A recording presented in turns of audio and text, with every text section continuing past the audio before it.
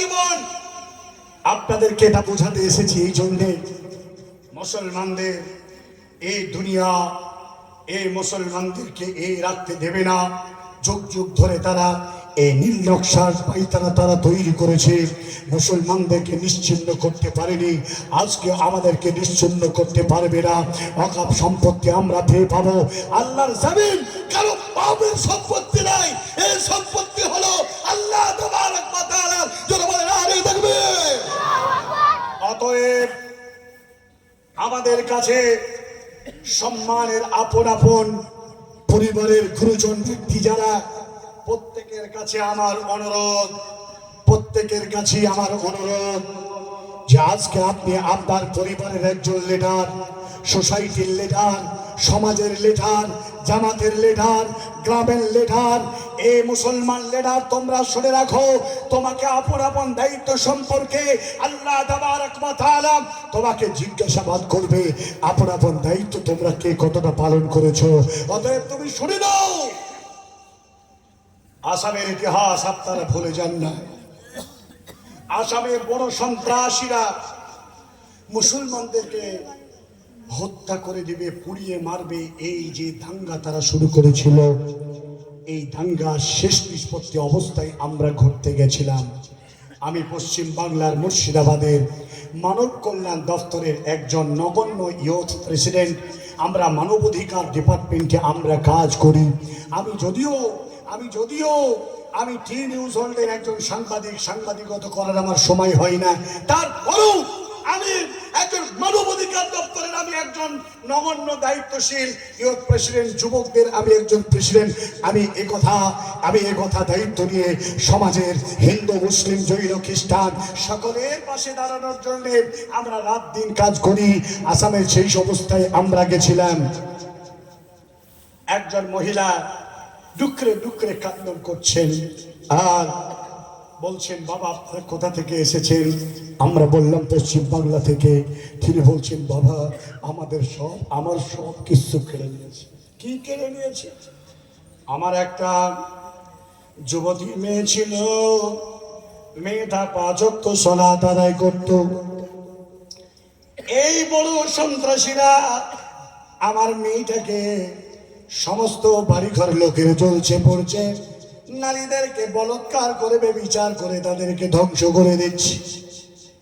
আজ আমার মেয়েটাকে তারা ছবল মেরে তুলে নিয়ে গিয়ে পাছার তলায় কাঠের গুড়ি লাগিয়ে দিয়ে 15 থেকে 16 জন নররাক্ষস আমার মেয়েটাকে বলাৎকার করলো আমার চোখের সামনে। আমি কিছু করতে পারলাম না। আমার মেয়েটা অচেতন হয়ে জমিনে পড়ে আছে। পুলিশ দাঁড়িয়ে দাঁড়িয়ে তার মোবাইলে ছবি করতে আছে, তথাপিও বারবার মেয়েটা বললো আমাকে আপনি ওঠান, কিন্তু ওঠালো না। পরিশেষে দেখা গেল এই নররাক্ষসেরা তারা আগুনের শাল কাঠের আঘাত জ্বালিয়ে এই তাজা মেয়েটাকে তারা আগুনে ঝলসিয়ে তারা হত্যা করে দিল। অপরাধ শুধু মুসলমান, এছাড়া তার কোনো অপরাধ ছিল না। ভাইরা আমার, বন্ধুরা আমার, আগামী দিন তোমার কাছে এই সন্ত্রাসরা তোমার পরিবারে ঢুকে যাবে। তুমি বাড়ির দায়িত্বশীল, তোমাকে বাড়ির পায়ায় কষে থাম্বায় বাঁধবে, আর তোমার বউ বিবিকে তারা ধর্ষণ করবে, হত্যা করবে। পেট চিরে গর্ভবতী মায়েদের পেট থেকে বাচ্চা বের করে ত্রিশূলে তারা ঝুলিয়ে চড়িয়ে পড়বে ঘটনা আমরা জানি। আজকে ভারতবর্ষের মুসলমানদের এই দুরবস্থা থেকে বাঁচার উপায় একটা, নামাজ যদি তুমি না বলো, রোজা যদি তুমি না রাখো, তাহলে তুমি যতই বিপদের সম্মুখীন হও না কেন, আল্লাহর কাছে যদি তুমি দোয়া করো, মহান আল্লাহ তাবারক ওয়া তাআলা তোমার দোয়া কবুল করবে না। পরহেজগার লোকেদের দোয়া আল্লাহ মঞ্জুর করবে। অতএব ও আমার আজকের জননী মা, আজকের বাবা জীবন, মাইকের আওয়াজ, এলাকার বেরেলি জামাত, সন্ডি জামাত, দেওবন্দি জামাত, আলে হাদিস জামাত, যারা আমরা আছি, আর এই কোলাহল আর এই ফতোয়া ফরাইজের দ্বন্দ্বকে ছেড়ে দিয়ে আসুন আমরা বৃহত্তর আন্দোলনে শামিল হই। ওয়াকফ বিলকে আমরা রিজেক্ট করাই, উল্টো করে নিয়ে পুনরায় আমাদের অধিকার আজাদ ভারতের গোলাম মুসলমান নয়, আজাদ ভারতের আজাদ মুসলমান হয়ে আমরা বেঁচে থাকতে চাই। আল্লাহ তুমি আমাদের সেই তৌফিক দান করো, জোরে বলুন আল্লাহুম্মা আমিন। বলছিলাম আজকে জালসা মনে হয় গুরুস্থান নাকি কবরস্থান, হ্যাঁ কবরস্থান মানে কবরস্থান, আজকের জালসা কবরস্থান। আমি ভগ্ন কণ্ঠে অনেক কষ্ট হলেও আগামীকাল প্রোগ্রাম হওয়ার পরে আজকের মসজিদ সম্পর্কে